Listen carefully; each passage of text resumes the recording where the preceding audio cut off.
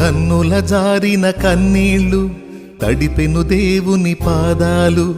ఇప్పటి నుండి నీ కళ్ళు చూచును దేవుని కార్యాలు. కన్నుల జారిన కన్నీళ్ళు తడిపెను దేవుని పాదాలు. ఇప్పటి నుండి నీ కళ్ళు చూచును దేవుని కార్యాలు. ఉందిలే దీవెనా ఎందుక వేదన, పొందిన యాతన దేవుడే మరచునా.